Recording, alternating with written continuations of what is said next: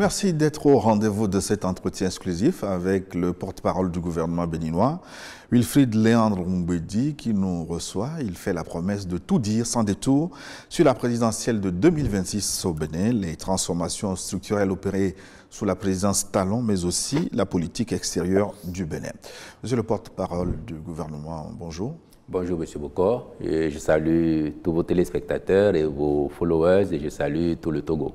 Merci de nous recevoir chez vous. C'est un plaisir. Nous démarrons cet entretien avec un sujet qui fâche peut-être. Oswald Omeki, Olivier Boko, encore des concurrents politiques envoyés au NUF. N'est-ce pas une nouvelle mauvaise publicité pour la politique béninoise? Pour nous, ce n'est pas un sujet qui fâche. Et contrairement à la lecture que vous en avez, M. Omeki, M. Boko, qui sont pour nous des frères et un aîné, étaient, jusqu'à la date où le complot a été éventré, étaient les amis du président de la République. Et mieux, M. Boko, c'est plus qu'un ami, il appelle son frère. Donc il n'y a pas de concurrence. Il n'y a pas de concurrence. Et il n'y a pas de concurrence à l'égard de Patrice Talon, dont le mandat finit dans 15 mois et qui, formellement, a acté son départ déjà. Par contre, il y a eu un dossier dont la justice a connu, laquelle justice a eu le temps de faire ses enquêtes, de tirer les conclusions, d'organiser un procès régulier au cours duquel les intéressés ont eu la possibilité de s'exprimer, de se défendre, même si à un moment donné, dans leur stratégie, ils n'ont pas voulu aller au fond du débat, mais la justice avait des éléments qui ont conduit à la condamnation de ces personnes. Et vous dites, encore des concurrents politiques au NUF? Non, il n'y a pas de concurrent politique qui soit allé au NUF parce qu'il n'aurait rien fait. Vous avez au Bénin une démocratie qui fonctionne, où il y a des adversaires, il y a des opposants, il y a des critiques et parfois très acerbes qui sont là, à qui personne ne dit rien. Cependant, il y a des acteurs politiques qui, à un moment ou à un autre, ont commis des actes répréhensibles dont la justice est obligée de se saisir ou pour lesquels la justice doit être saisie. Le cas échéant, elle fait son travail qui est d'enquêter, d'arriver à des conclusions fortes et de tenir un procès. Parce que c'est trop facile. Si on dit qu'on est un acteur politique et qu'on s'est retrouvé en prison juste parce qu'on est acteur politique, aucune loi au Bénin n'a prévu un délit politique. Aucune loi. Par contre, il y a des délits de droit commun. Monsieur Boko, vous êtes journaliste.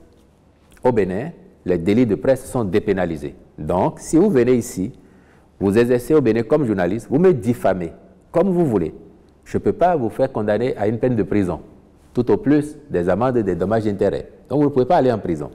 Mais si, en tant que journaliste, vous volez la moto ou la voiture de quelqu'un dans la ville, même si vous avez une carte de presse, même si c'est affiché sur votre poitrine ou votre front que vous êtes journaliste, vous avez commis un délit de droit commun pour lequel vous serez jugé et vous irez en prison. Ceux qui ne savent pas vont dire « Oh, on a mis un journaliste en prison ». On n'a pas mis un journaliste en prison. On a mis un voleur de voiture ou de moto en prison. Donc, lorsque les acteurs politiques, forts de leur casquette, en arrivent à commettre des actes qui relèvent du droit commun, ils doivent répondre comme tout citoyen. Et c'est ce qu'il s'est passé au Bénin pour toutes les personnes auxquelles vous pensez. Aucun citoyen béninois, parce qu'il serait politique, parce qu'il serait un adversaire, ne s'est retrouvé en prison. La preuve, il y en a 10 000 autres qui sont là, à qui personne ne dit rien, qui pourtant font leur travail de politiciens, critiquent à l'envi et parfois même dans l'outrance. Et pourtant, personne ne les a envoyés en prison. Pour insister un peu sur les cas Oswald Omeki et Olivier Boko, Boko qui n'est pas mon frère malgré son nom, ce sont des amis, des frères d'hier. S'ils ont décidé de prendre les armes, de retourner les armes contre vous, c'est qu'ils ont de bonnes raisons peut-être. Moi, je n'ai pas de commentaire à faire sur les intentions, sur ce qui a été fait. La justice a fait un travail. La justice est arrivée à ses conclusions. Sa religion, c'est que les faits qui leur sont reprochés étaient constitués et ces faits sont sanctionnés par le code pénal à l'aune duquel ils ont été condamnés. Oui, mais si on égrène les adversaires politiques qui ont maille à partie avec la justice béninoise aujourd'hui, ils sont nombreux. Est-ce que c'est une coïncidence? On ne va pas dire que c'est une coïncidence. Le Bénin est en train de changer et nous disons qu'en démocratie, liberté va avec responsabilité. Vous êtes libre au Bénin de dire ce que vous voulez, d'écrire ce que vous voulez, de faire ce que vous voulez, mais vous devez être prêt aussi à en répondre, assumer. C'est de ça qu'il s'agit. Et le président Talon a toujours dit depuis le début, chacun est libre de faire, de dire ce qu'il veut, quitte à répondre de ses responsabilités aux besoins. En ce qui concerne l'opposition politique, elle se dit persécutée. Est-ce qu'elle a encore une marge de manœuvre dans la présidentielle de 2026 à venir? Bon, et partout au monde, les opposants ont souvent eu cette attitude de jouer les victimes. Et même s'il y a un petit événement, on peut le monter en épingle pour faire croire que... Parce que c'est une posture peut-être qui est rentable politiquement. Je ne vous enseigne rien. Je suis l'actualité chez vous de temps en temps. Maintenant, est-ce que cette opposition elle a une marge pour la présidentielle de 2026, dites-vous? Vous voyez, au Bénin, le code électoral, la charte des partis sont des textes qui structurent la vie des partis chez nous et l'animation de la vie politique. À partir de 2026, pour aller à la présidentielle, par exemple, un candidat doit être porté par un parti ou des partis, mais avoir les parrainages de responsables de son parti, des maires et ou des députés, des responsables du parti ou du parti de même obédience. Quand vous regardez aujourd'hui factuellement, à l'Assemblée nationale, nous avons 3 grands partis. L'Union progressiste, le Renouveau, le premier parti du Bénin, le BR et les démocrates qui sont à égalité en nombre de sièges au Parlement.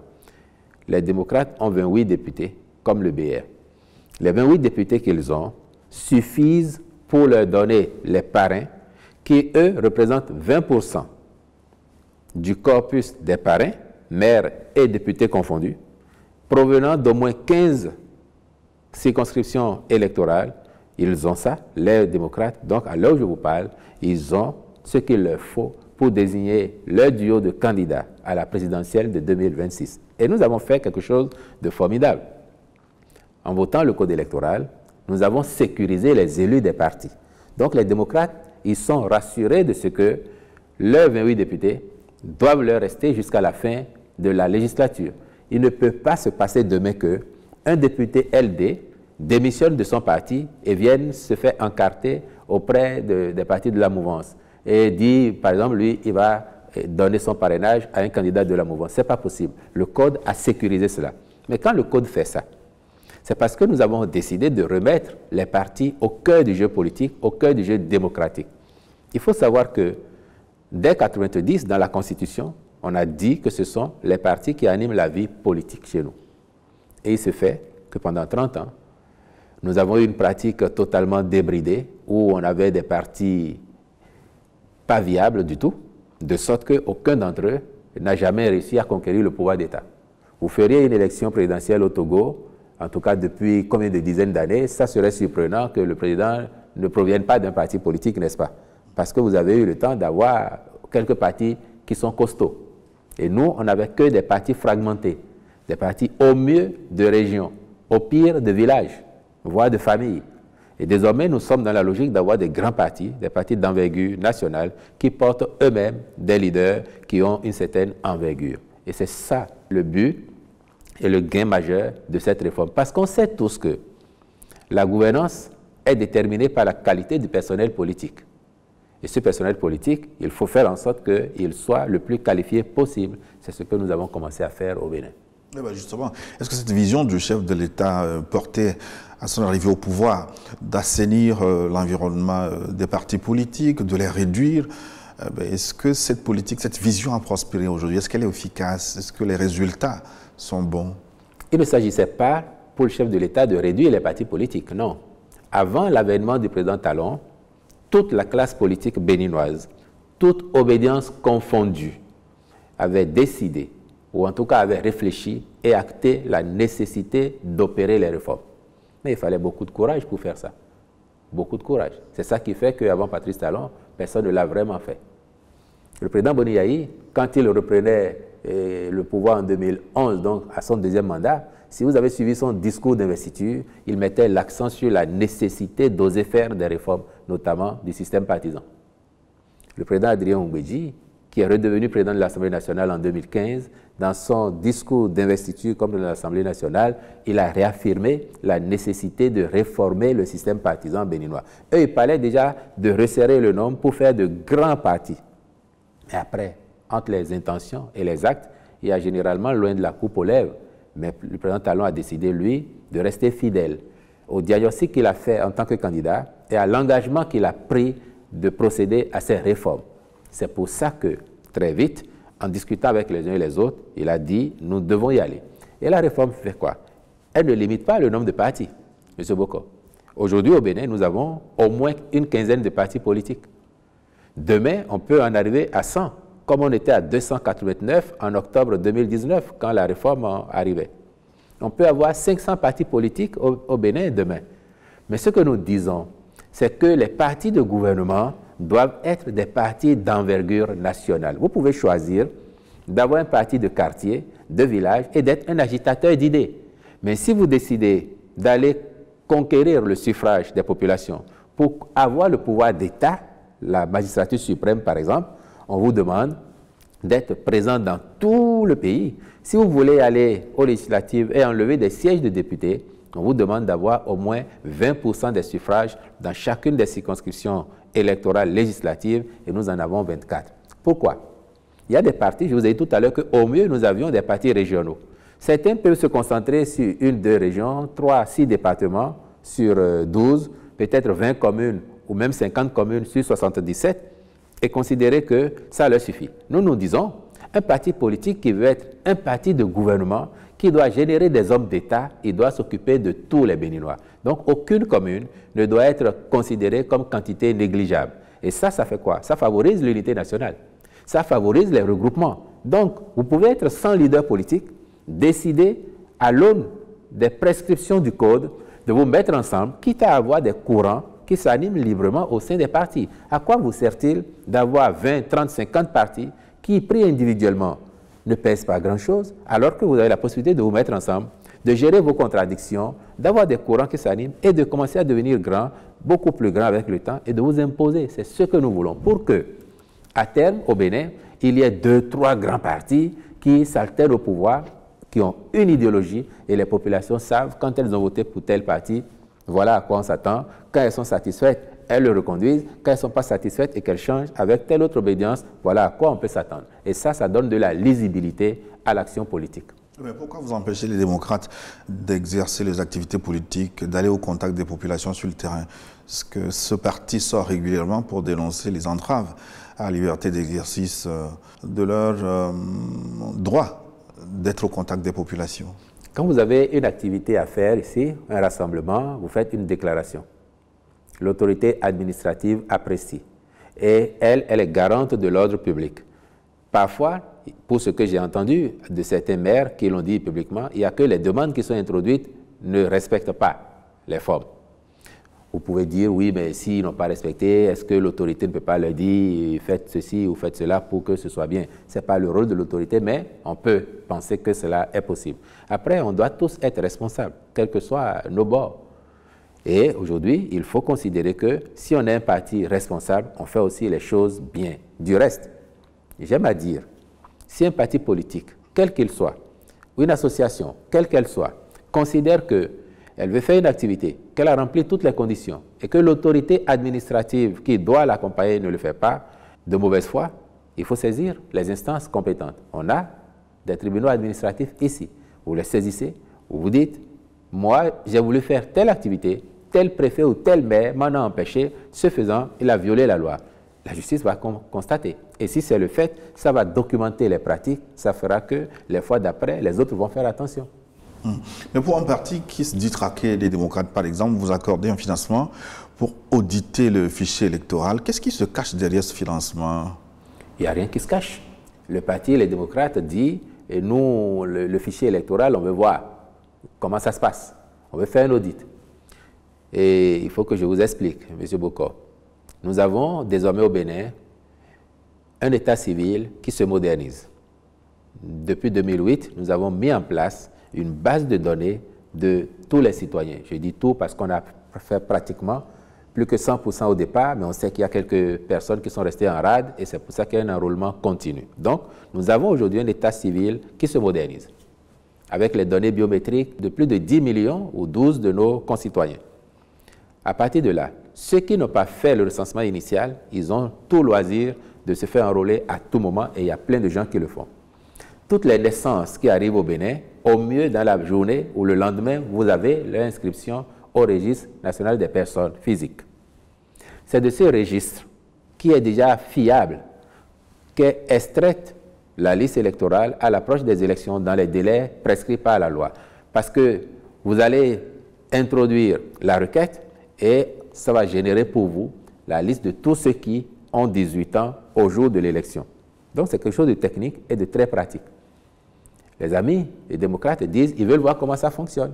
Et le président de la République a dit, moi, il n'y a aucun souci. Comme ça, vous verrez comment on a travaillé pour mettre en place cette base de données. Et s'il y a des points à optimiser, vous formulez vos recommandations, nous allons tenir compte. Donc, effectivement, le gouvernement a débloqué le budget que le parti a réclamé à travers le comité de pilotage qu'il a mis en place. Mais une telle faveur est rare pour les oppositions en Afrique. Ce n'est pas une faveur. Ce n'est pas une faveur, nous considérons que c'est une contribution citoyenne. D'ailleurs, le président de la République a dit au comité de pilotage qu'il a reçu qu'il ne les voit pas comme des mandataires d'un parti d'opposition parce que pour lui, ce n'est pas l'opposition qui fait l'audit puisque la liste ne sert pas que l'opposition ou que la mouvance présidentielle. C'est une liste au service de tous les Béninois. Donc, il considère que c'est un travail citoyen parce que d'ailleurs, la plupart des acteurs de ce comité de pilotage proviennent de la société civile. Il y a un représentant de l'opposition, mais ils ont mis assez de membres de la société civile dedans. Et c'est pour cette raison, déjà pour montrer sa bonne foi. Ensuite, pour montrer qu'il n'y avait rien à cacher, que le gouvernement a décidé de mettre l'intégralité des moyens demandés par l'opposition à travers le comité de pilotage. Monsieur le porte-parole, vous allez souvent sur le terrain pour des tournées de reddition de comptes. Que disent les Béninois? Sont-ils satisfaits des réformes que vous avez opérées, des réformes qui ont porté des fruits avec des performances économiques reconnues sur le continent, sur le plan des infrastructures, en matière de santé et d'emploi? Vous avez changé le Bénin en 10 ans. Est-ce que le Béninois est satisfait de ces performances? Mais merci de le reconnaître, vous qui venez, même si ce n'est pas de très loin, mais d'un peu loin quand même, et d'un pays voisin, c'est vrai que ça frappe. Pour la personne qui ne vit pas au Bénin, ou qui vient périodiquement, ça frappe les changements que l'on voit. Et effectivement, le Bénin a fondamentalement changé.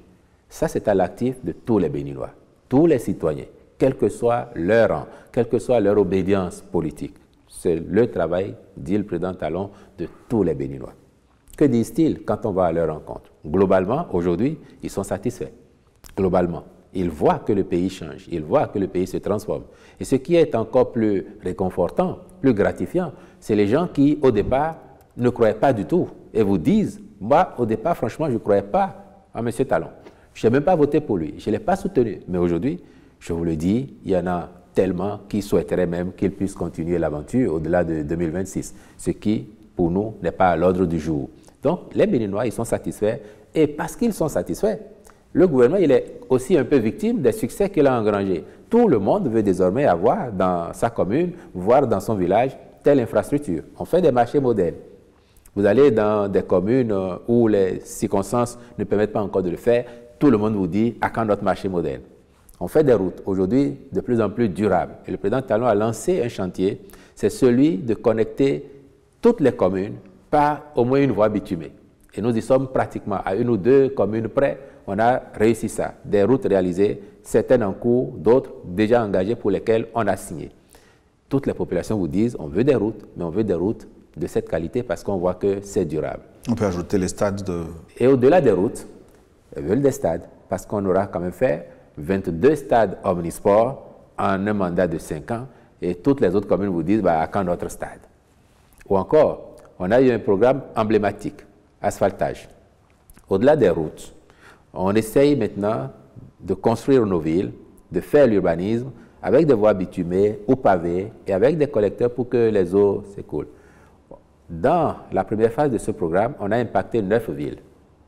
Et toutes les autres communes du Bénin veulent aussi leur programme asphaltage. Donc vous allez n'importe où, on vous demande quand est-ce que chez nous, quelques rues vont être asphaltées. Et donc aujourd'hui, on sent un état d'esprit où les Béninois sont plus optimistes et considèrent que les temps changent positivement et qu'il n'y a pas de raison que le progrès, le développement ne viennent partout sur le territoire béninois à quelques échéances bientôt.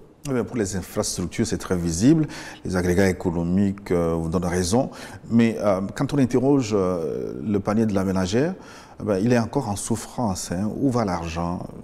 Le panier de la ménagère, comme vous dites, nous, on a conscience que On fait tout ça pour améliorer le cadre de vie, améliorer les conditions des populations, mais on aimerait tellement aussi que dans les poches, il y ait encore plus d'argent. Mais le débat sur le panier de la ménagère, c'est un débat éternel. Il a existé hier, il existe aujourd'hui, il existera demain encore, on n'en finirait jamais. Et je vous mettrai au défi de me citer un seul pays où on ne parle pas de ça. Mais nous sommes en phase de construction. Regardez, M. Bokor. Au-delà des réalisations que vous avez évoquées, je vous donne l'exemple sur le chantier du numérique, la digitalisation, la dématérialisation. Et là, nous avons également fait des prouesses incontestables. Aujourd'hui, au Bénin, vous avez à peu près 200 services publics disponibles en ligne.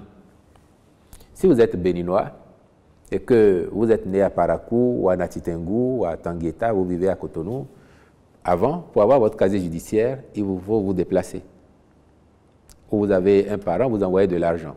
Si vous vous déplacez, vous allez prendre un hôtel si vous n'avez pas de connaissances auprès de qui vous restez. Dans tous les cas, vous payez le transport.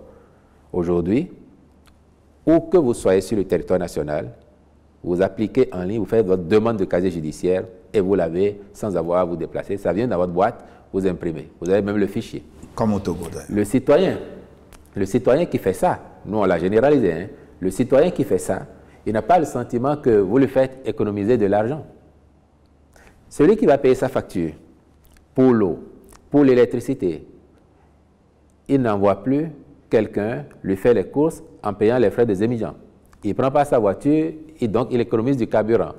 Mais il n'a pas le sentiment forcément que vous lui permettez d'avoir de l'argent dans sa poche parce que vous ne lui avez pas donné cet argent.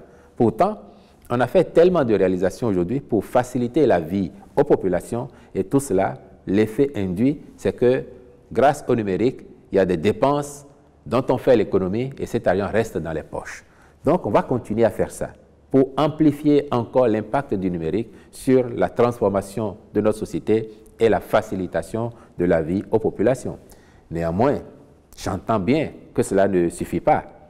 Si on va viser spécifiquement le panier de la ménagère, c'est encore nous qui, en décembre 2022, avons décidé de faire une revalorisation des salaires et de la faire à des niveaux jamais atteints auparavant au Bénin. Vous avez des corps de métier où les augmentations ont atteint jusqu'à 60%, 50%, chez d'autres 40, 35, 30%. Inédit au Bénin, ça n'avait jamais été fait avant. Donc nous savons que si nous avons les moyens d'apporter un plus à nos concitoyens, personne ne nous prierait de le faire. Il n'aurait même pas besoin de manifester ou de revendiquer, nous le ferions. Le dernier exemple en date, c'est qu'il y a quelques jours en Conseil des ministres, nous avons pris une décision pour accorder des mesures incitatives à un corps de métier, par exemple. Certains professionnels de la santé, des médecins, qu'ils soient généralistes ou spécialistes, ou certains praticiens spécialistes du secteur de la santé, parce que nous voulons qu'ils restent à leur poste et qu'ils délivrent de meilleures prestations à nos populations. Quand on fait ça, quand on fait en sorte que l'école fonctionne bien, que l'hôpital fonctionne, parce que les enfants ne sont plus livrés à eux-mêmes dans les rues du fait de grèves intempestives, à l'hôpital, plus aucun agent ne dit à une femme enceinte qui arrive en travail, « Madame, on ne peut pas s'occuper de vous, tant pis pour votre vie, tant pis pour la vie de l'enfant que vous portez. » Quand on fait ça, on apporte un plus à nos populations. Et ça aussi, ça participe de l'amélioration des conditions. Mais on ne regarde pas souvent ces aspects parce qu'on se dit, c'est déjà un acquis de toutes les façons. Ce qu'il nous faut maintenant, c'est la magie pour que les billets, les pièces qu'on a dans nos poches se multiplient sans cesse. On va y arriver avec l'ampleur du travail que les Béninois font. Génération après génération, arrivera un moment où le bien-être sera quelque chose d'évident et de généralisé dans le pays. En matière d'emploi, vous avez quelques chiffres à votre actif. Vous avez généré des emplois, notamment avec la construction du centre industriel de Glodjibé. Mais là, la question qu'on se pose, est-ce que les salaires sont décents? Parce que les jeunes qu'on voit déferler le matin, ressortir le soir de ce centre industriel, est-ce qu'ils sont satisfaits des revenus qui leur sont proposés? Je suis heureux de vous entendre dire ce constat-là et de dire qu'à Glodjibé, ça déferle, c'est le mot. Parce qu'il faut vous positionner là-bas un matin, à l'arrivée ou un soir à la sortie pour voir effectivement le déferlement. Les conditions de travail sont prévues par le Code du travail. Et donc les employeurs qui sont là ne font rien en dehors du Code du travail. Et aujourd'hui, à Glodjibé, près de 20 000 jeunes béninois qui y travaillent. On peut souhaiter, même vous et moi, on peut souhaiter avoir mieux. Et donc, j'entends bien que nos concitoyens qui ont un emploi à Glodjibé souhaitent avoir mieux. Et nous, notre devoir, c'est de faire en sorte qu'il y ait de plus en plus d'usines, d'entreprises qui s'installent pour recruter des jeunes et qui fassent qu'ils échappent à la précarité. Et à partir du moment où ils font bien leur travail, qu'ils gagnent mieux, c'est également notre souhait. Pour Cotonou, maintenant, qui a réussi à sortir la tête de l'eau, classée même la ville la plus propre de la sous-région, comment en êtes-vous arrivé là? Mais ça a été beaucoup de travail lié à l'ambition exprimée par le président de la République et aussi la détermination des Béninois. Parce que n'oubliez pas, nous, on n'a jamais prétendu que tout ce que nous faisons, c'est l'œuvre du gouvernement et du président de la République seulement. Le Bénin, avant 2016, vous êtes arrivé à Cotonou, je suis sûr que vous avez dû écarquiller les yeux pour voir si vous pouviez ramasser un sachet au sol, et vous n'en trouverez pas. Sur la bonne partie de la ville, avec les voies, vous n'en trouverez pas. Il faudra aller chercher loin, loin, loin, loin, loin. On a fait ça à force de détermination, à force de sérieux. On a mis en place la société de gestion des déchets solides qui s'occupe de 7 communes du Grand Oukoué et de la commune, 5 communes du Grand Oukoué et la commune de Parakou aujourd'hui, en attendant de généraliser son activité en s'étendant au fur et à mesure. C'est ça qui fait que la ville est maintenue propre. Le programme asphaltage que nous avons initié amène aussi la transformation qui est en cours dans la ville. Et c'est pour ça que vous verrez qu'il y a de plus en plus d'axes qui sont ou bitumés, ou pavés, éclairés, de sorte que même la nuit, les affaires continuent ici à Cotonou. Et ça, c'est quelque chose qui a été remarquable. Et nous sommes heureux que de l'extérieur, ça se voit aussi au point, effectivement, de faire de Cotonou la première ville la plus propre de notre sous-région et la 6e sur le continent. C'est une prestation remarquable et nous, notre ambition, c'est de maintenir et améliorer les niveaux de satisfaction, les niveaux de performance que nous réalisons actuellement. Et peut-être que, parlant de Cotonou, on peut ajouter l'emblématique programme d'assainissement pluvial de la ville de Cotonou, qui nous fait débourser depuis quelques années et jusqu'en 2026 à peu près 300 milliards de francs CFA pour sortir Cotonou des inondations. Il y a quelques années, dès que les premières pluies s'invitaient, Cotonou avait déjà les pieds sous l'eau. Bon, et on connaît, on nous dit que la ville est en dessous du niveau de la mer, donc les inondations, c'est imparable. Mais nous avons commencé à faire un travail, non seulement asphaltage, mais assainissement pluvial de la ville de Cotonou, avec la construction de collecteurs, avec l'aménagement des voies. Et nous avons observé que depuis lors, il y a moins d'eau qui stagne. Et quand nous aurons fini ce programme d'assainissement pluvial de la ville de Cotonou, les populations seront délivrées des inondations. Que vous reste-t-il à faire en demandant qu'est-ce que vous n'avez pas réussi à apporter aux Béninois? Un État, un pays, il est éternel. Et c'est un chantier éternel. On aurait même réussi aujourd'hui à couvrir toutes les rues du Bénin de bitume ou de pavés, fleuries, éclairées. On aurait réussi à faire un hôpital dans chaque village, à faire en sorte que les enfants qui ont la cantine scolaire à l'école, et aujourd'hui ils sont 1,3 million qui mangent du premier jour de la rentrée au dernier jour des classes, c'est-à-dire le jour des vacances. Avant 2016, c'était 20 jours dans l'année que les enfants pouvaient manger et ils étaient à peine 200 000. Aujourd'hui, plus d'1,3 million mangent du premier au dernier jour des classes. Qu'est-ce qu'on aurait fait tout ça qu'il y aurait toujours des besoins? Les gens qui ont un repas chaud, on pourrait penser à faire 2 repas pour eux, à agrémenter le repas d'un gros morceau de poisson ou de viande. Les gens vont dire qu'il nous faut davantage de médecins. On a fait de l'eau potable partout. Si on fait tout ça, on a l'électricité partout, les poches sont remplies, il y aura toujours des défis parce que l'évolution va aussi avec les défis qui s'invitent. Et quel que soit le niveau de développement auquel on parvient, les préoccupations des populations sont dimensionnées aussi en fonction du niveau de développement que l'on a atteint. Nous sommes pratiquement à 1 an de la fin du 2e et dernier mandat, en principe, du président Patrice Talon. Jusque-là, aucun indice sur le dauphin du président. Et ceux qui voient un syndrome du 3e mandat, est-ce qu'ils exagèrent? Vous dites en principe. Moi, je vous dispense du bémol que vous posez. Il n'y a pas de en principe au Bénin. C'est 2 mandats, pas plus. La Constitution qui a été révisée en 2019, à un moment où l'Assemblée nationale était composée de députés entièrement acquis à la cause du président Talon. 100% de députés. C'est ce que vous avez appelé l'Assemblée monocolore. Après le boycott des législatives de 2019 par l'opposition, les deux partis qui soutiennent le pouvoir se sont retrouvés à l'Assemblée. Ce sont ces partis, entièrement acquis à l'action du président Talon, qui ont conduit une révision sous la houlette du président Talon lui-même et dans laquelle, au lieu de lever le verrou de la limitation des mandats, on l'a plutôt corsé en disant qu'au Bénin, nul ne peut, de sa vie, effectuer plus de 2 mandats de président de la République. Mieux, on a ajouté que la révision qui est intervenue n'instaure ni une nouvelle République, ni une nouvelle Constitution, pour que le débat soit définitivement clos au Bénin. Donc, il n'y a pas de principe.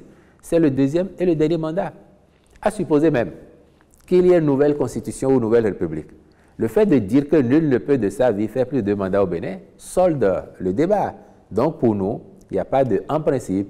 Le président Talon effectue en ce moment son second mandat, ça veut dire le dernier, et dans 15 mois, vous aurez le bonheur de constater que le Bénin aura vécu une nouvelle alternance pacifique où un président élu passe ses 2 mandats et transfère le pouvoir à son successeur dans la paix et avec les vœux de réussite qui conviennent.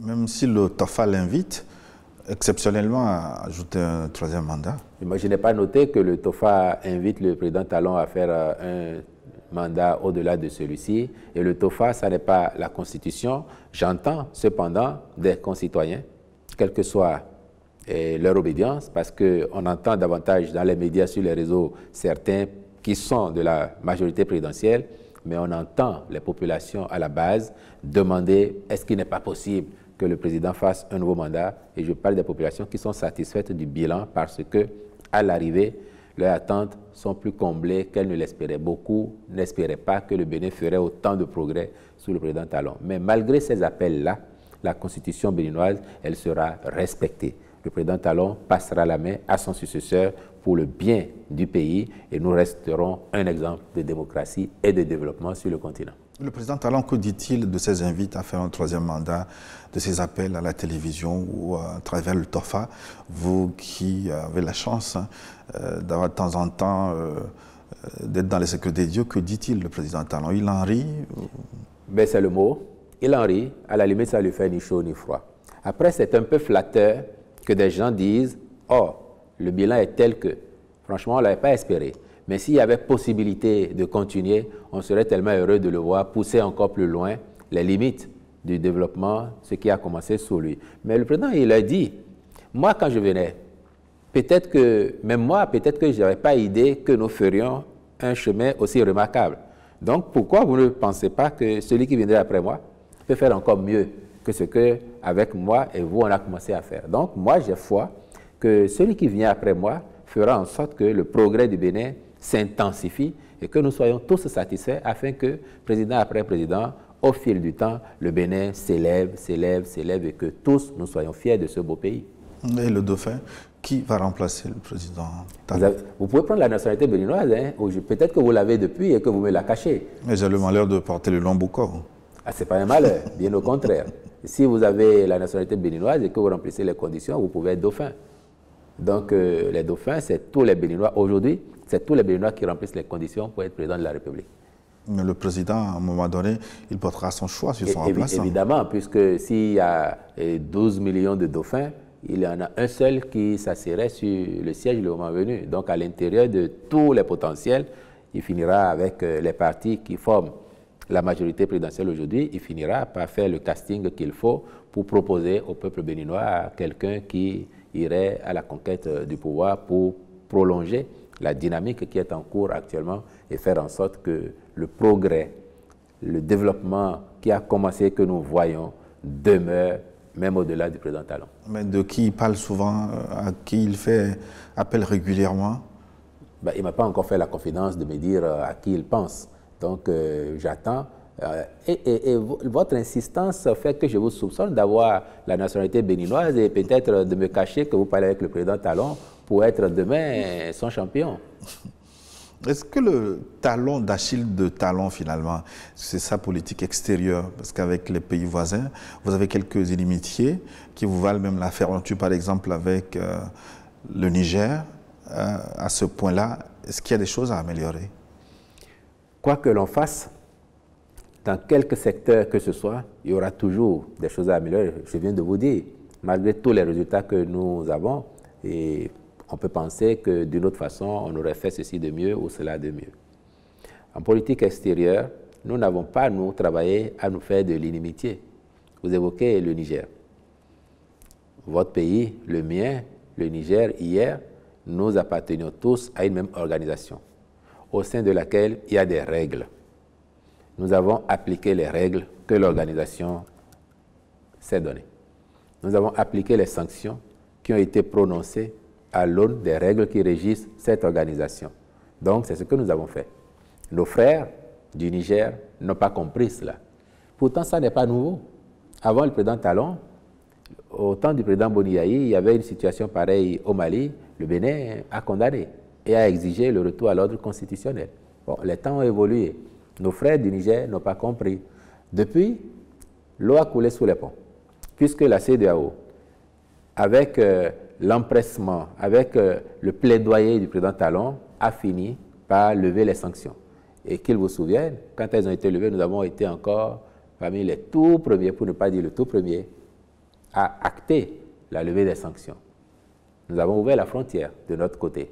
Nous attendons que nos frères du Niger ouvrent enfin la frontière pour que les populations, qui sont les mêmes de part et d'autre de la frontière, recommencent à vivre en harmonie et en coexistence pacifique, comme c'était le cas. Le Niger vous reproche d'héberger sur votre sol des bases militaires par lesquelles se préparent des coups pour déstabiliser le régime de transition. Bon, je sais qu'eux-mêmes, ils n'y croient pas à la vérité. Eux-mêmes, ils n'y croient pas. Parce que ils ont donné des coordonnées GPS qui n'atterrissent même pas au Bénin. Monsieur Boko, vous voyez, le Niger, avant cette situation de juillet 2023, abritait une base militaire française, avait une force américaine chez lui. Le Bénin n'a jamais trouvé que c'était une menace à sa souveraineté. Le Bénin n'a jamais indexé le Niger pour dire « mais pourquoi vous avez des Français chez vous qui ont une base, ça nous menace ?» On n'a jamais fait ça. Donc, à la limite, un pays fait son choix et assume. Mais nous avons fait le choix de ne pas avoir de base. On n'avait pas d'accord de défense avec la France, comme d'autres pays africains ont pu le faire. Nous avons des accords de coopération militaire avec la Russie, avec la France, avec les États-Unis, avec la Belgique et autres. Mais on n'a pas d'accord de défense qui ont amené des gens à faire des bases militaires chez nous. Par contre, dans le cadre de notre stratégie de lutte contre le terrorisme, qui nous est importé essentiellement du Burkina et du Niger, et vous comprenez pourquoi, quand la situation du Niger est intervenue, le Bénin était actif, parce que nous gérions déjà suffisamment la situation sur le flanc avec le Burkina, et nous craignons que si le Niger devrait également devenir un peu comme ce qui se passe ailleurs, ça nous pose davantage de problèmes. Nous voulions la stabilité de la sous-région. Donc, dans cette stratégie-là, non seulement nous recrutons beaucoup de jeunes gens pour l'armée, non seulement nous achetons beaucoup d'équipements, nous faisons de la formation, mais nous avons passé un palier en construisant quelques bases opérationnelles avancées qui sont des petits camps, des petites casernes militaires et des points avancés fortifiés en fonction des localités et du risque identifié par rapport à cette menace-là. Nous avons surinvestissement et il n'y avait rien à cacher. La preuve en est que dès décembre 2022, je dis décembre 2022, donc 7 mois avant le coup d'État, le président Talon, dans son message sur l'état de la nation devant l'Assemblée nationale, a évoqué la construction de ces bases opérationnelles avancées. S'il y avait quelque chose à cacher, on n'aurait pas dit ça. Maintenant que, opportunément, certains s'en saisissent pour dire, parce que le Bénin fait des efforts, ils ont des bases assez modernes, donc on se demande même si c'est eux-mêmes qui ont fait, qui s'en saisissent pour dire que c'est des bases étrangères. On les laisse responsables de leurs propos, mais à chaque fois, nous avons expliqué qu'il n'y avait pas de base étrangère chez nous, pas plus qu'il n'y a d'instructeurs étrangers, instructeurs français ou de légionnaires, comme on a cru voir quelqu'un ici, des légionnaires noirs. Nous nous battons du mieux que nous pouvons, avec nos moyens, avec nos forces, et nous sommes reconnaissants pour le courage de nos forces armées, nos forces de défense et de sécurité, dont certains éléments vont parfois jusqu'au sacrifice suprême. Nous n'avons pas envie de perdre nos enfants sur le front du terrorisme. Nous n'avons pas envie que cela continue. Or, les gens qui viennent s'en prendre à nous, dès qu'ils ont fait un coup, ils retournent de l'autre côté de la frontière d'où ils sont partis. Et c'est ça notre réalité aujourd'hui. Nous espérons que la coopération avec les voisins va redevenir ce qu'elle était et nous permettre d'avoir en intelligence des approches qui permettent de contenir, voire de bouter ce phénomène hors de notre espace. Parce que le Bénin, sous la houlette du président Talon, a été encore le premier à demander à la CEDEAO, au sein de la CEDEAO, pendant que le Niger, le Mali, le Burkina y étaient, à demander une mutualisation des moyens pour faire en sorte que ce soit une dynamique communautaire qui permette d'affronter le phénomène. C'est ça qui a donné naissance à ce qu'on appelait l'initiative d'Accra. Puis, il n'y a pas eu beaucoup d'empressement. Et c'est pourquoi le Bénin a commencé à faire des investissements, même si ça coûte beaucoup de dizaines de milliards. Aujourd'hui, nous avons une très belle relation, coopération avec le Togo sur ce front-là, qui marche bien. En raison des coûts intervenus au Mali, au Burkina et au Niger, ce qui était en cours avec le Burkina et le Niger est suspendu pour le moment. Mais nous restons disponibles. Nos forces de défense et de sécurité renouvellent, réitèrent leur offre de coopération et nous avons bon espoir qu'à un moment ou à un autre, nos frères des autres pays comprendront qu'il nous faut conjuguer nos efforts et qu'ensemble, nous serons plus forts pour vaincre ces criminels. En êtes-vous avec les tractations avec le Niger? La frontière peut être ouverte bientôt? Ben nous, on est prêts puisque nous, on l'a ouverte déjà à la frontière. Sur le fleuve, ça circule. On a levé toute restriction, toute interdiction parce que nous savons aussi que par ce moyen-là, les populations arrivent à faire venir des produits ou des biens qui leur sont essentiels. Nous fermons les yeux. Maintenant, en ce qui concerne l'ouverture formelle de la frontière, ben nous, si les autorités nigériennes nous disent ce soir, nous ouvrons les frontières, nous dirons tant mieux. Si c'est demain qu'elles ouvrent, nous dirons tant mieux. Dans tous les cas, nous avons bon espoir qu'elles finiront par ouvrir les frontières parce qu'elles seront convaincues définitivement de ce que le Bénin n'est pas une menace pour le Niger et que nous n'avons jamais, nous, planifié d'attenter à la sécurité du Niger. Nous sommes des frères. On peut parfois, entre frères, en famille, connaître des frictions. On dit bien que la langue et les dents se chamaillent tout le temps, mais elles sont appelées à cohabiter. Entre frères, il arrive parfois que le temps monte et après, tout rentre dans l'ordre. Nous considérons que c'est une mauvaise passe et que les choses vont rentrer dans l'ordre quand les autorités nigériennes parviendront à la conviction définitive que les Béninois sont leurs frères, que le Bénin est un pays frère et ami et que le Bénin n'a aucun projet d'attenter à leur sécurité ou de pactiser avec qui que ce soit pour attenter à leur sécurité. C'est-à-dire que vous n'avez rien contre le projet de l'Alliance des États du Sahel. Est-ce que le Bénin peut collaborer avec l'AES d'ici là? Pourquoi voulez-vous qu'on ait quelque chose contre ce projet? La dynamique des États, c'est une dynamique évolutive. C'est une dynamique évolutive. L'AES, aujourd'hui, c'est une réalité, c'est un regroupement d'au moins 3 pays. Ça peut s'étendre demain à 4, 5, 10 autres. Peut-être que la CEDEAO va changer de forme ou bien qu'elle va s'élargir à d'autres qui veulent être observateurs ou que d'autres pays iront demain vers d'autres organisations. C'est une dynamique. Quand on est dans une organisation, l'important, c'est de respecter les règles que l'organisation se donne. Et nous, en tant que membres de la CEDEAO aujourd'hui, nous respectons les règles. Si demain la dynamique fait que nous sommes dans un autre groupe ou bien que la CEDEAO change d'approche, nous serons encore des partenaires loyaux mais responsables. Et c'est ce que nous faisons. Donc, est-ce qu'on peut coopérer avec l'AES? Les pays de l'AES, ce sont nos voisins, ce sont nos frères. La nature nous condamne à coopérer, quelle que soit l'approche des uns et des autres pour défendre leur souveraineté, pour promouvoir leur développement. Est-ce que, parce que le Niger fait partie de l'AES, demain, on va se réveiller et constater que le territoire nigérien a été déplacé et envoyé ailleurs, il n'est plus à côté du Bénin? Ce n'est pas possible. Est-ce que le Burkina peut être éloigné de nous, à moins d'une nouvelle tectonique des plaques qui va faire que le sol se fende et que le continent se divise, comme on a commencé à l'observer quelque part dans la corne de l'Afrique? À moins d'avoir un tel phénomène, nous sommes condamnés à être des voisins et donc nous coopérons avec le Niger avec le Burkina, avec le Mali, avec tous les autres, quel que soit le regroupement ou les regroupements auxquels ils appartiennent. On n'a pas de jugement, on n'a pas de jugement de valeur sur le choix des États d'appartenir à telle ou telle organisation. C'est un choix souverain. Et en tant que tel, il ne nous appartient pas de commenter, de critiquer ou autre, non. On prend acte et ce qu'on peut faire de bien, on le fait. Monsieur le porte-parole du gouvernement béninois, nous arrivons à la fin de cet entretien. Pour terminer, quel sera selon vous le plus bel héritage laissé aux Béninois par le président Talon dans un an quand il a quitté le pouvoir? Mais c'est déjà connu. Lui-même, il dit qu'il considère que sa plus grosse réalisation, c'est d'avoir contribué à changer l'état d'esprit des Béninois, l'état d'esprit de ce peuple.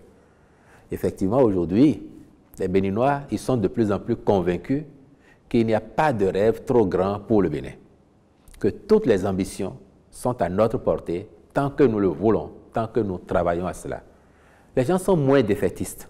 Avant 2016, le désespoir avait souvent été le lot des Béninois. Quand on a élu un président, en général, c'était en sanctionnant son prédécesseur parce qu'on était déçu. Et le nouveau vient, la déception revient. Le pays ne se développe pas. Les conditions de vie ne s'améliorent pas. Or, aujourd'hui, on a vécu un phénomène contraire. Le président Talon est venu d'abord porté par une vague d'espoir. Et puis très vite, quand les réformes ont commencé, parce que c'est difficile, les gens étaient déçus. On dit, oh, on a fait une erreur. Pourquoi on a pris ce monsieur? Il est si rigoureux, il est si méchant. On a entendu même ça, hein, méchant. Mais aujourd'hui, les mêmes disent, ah non, il aura fallu son courage pour nous montrer que c'est possible.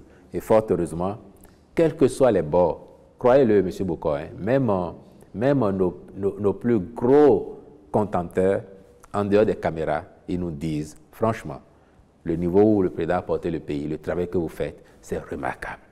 En dehors des caméras, ils nous le disent tous. Donc les Béninois se disent, c'était possible. Et désormais, c'est possible, ça doit rester possible, que notre pays progresse de façon continue. C'est ça, pour Talon, le plus bel héritage qu'il aurait laissé. Ce n'est pas l'Amazone qui est devenue aujourd'hui une attraction mondiale. Ce n'est pas les belles routes. Ce n'est pas l'école qui fonctionne mieux. Ce n'est pas l'hôpital qui fonctionne mieux. Parce qu'il considère que cet état d'esprit détermine tout le reste. Si on le maintient, on va faire encore des prouesses de plus en plus grandes. Et à terme, le pays sera définitivement transformé pour que nos enfants, nos petits-enfants vivent dans un Bénin meilleur que nous n'avons pas forcément connu. Merci. Wilfried Léandre Mbedi. C'est moi qui vous remercie. Nous arrivons à la fin de cet entretien. Merci de nous avoir suivis. Vous pouvez le retrouver sur notre chaîne YouTube. À très bientôt.